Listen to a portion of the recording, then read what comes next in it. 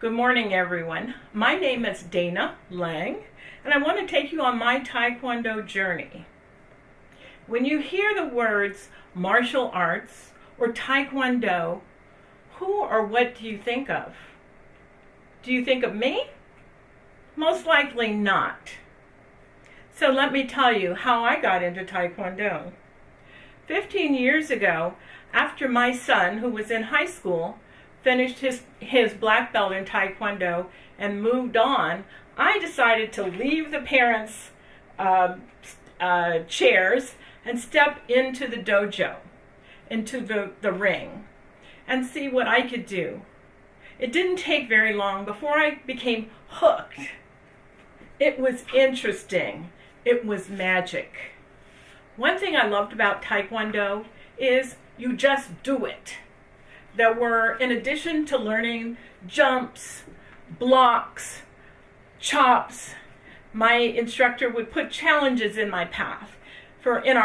Sometimes he would say, like, he'd put a rope up that went across the room, and he'd say, from standing, jump over the rope.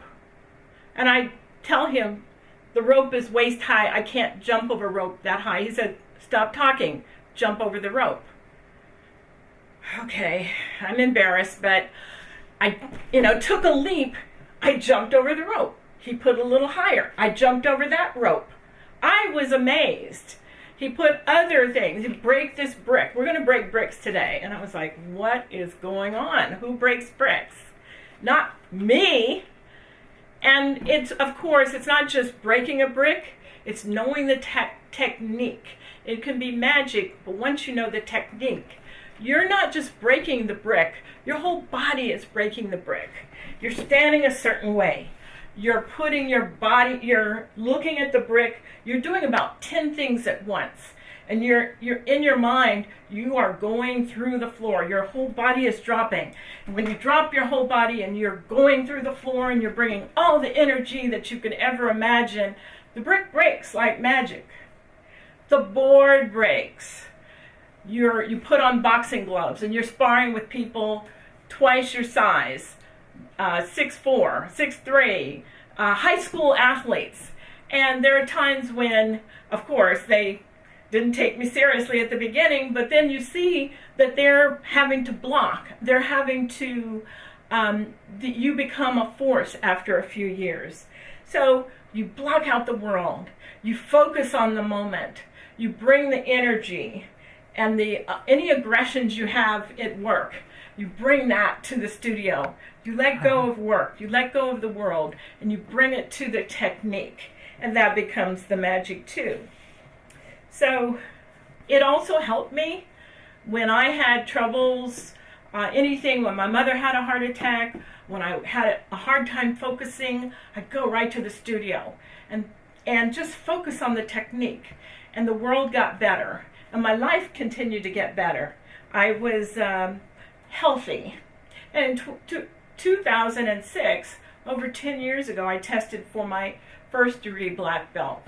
And I had so much energy. I lived and worked not too far from the studio, so I was able to get in almost every day if necessary. I had a lot of stamina because I could come in very regularly. Last year, at the end of last year, in fact, just 2 months ago, I tested again. But I'm so far from the studio being here at SFO, it was more difficult for me to get in. But I built up my stamina again, practiced like I'm practicing for a marathon. And I knew when I went to the studio for 3 nights of testing, November 6th, 8th, and 10th, for hours each night, that I nailed it. I could see a lot of people come to the studio for the testing. It's a big deal. There are half a dozen people taking the test. Most of them were high school athletes, and me. And I could see from the looks on the Grandmaster and other faces that there were oftentimes I nailed the techniques. I nailed the kicks. I could see their mouths open. They were just stunned. And while they might have criticized the other students, they were impressed. They were smiling. They were clapping. And I was very happy that I could bring myself to that level of being worthy of a second-degree black belt. When I practice Taekwondo, I am ageless. I can work out with the kids who are in high school. I can run, jump. I can spar. I can get in the studio and work hard. I can represent the best in women athletes. I can represent the best in myself. I am capable. I am confident when I'm there. And what better time to build capable, confident, focus, awareness, balance, stability than when so many others are walking around with just staring at their phones and other devices.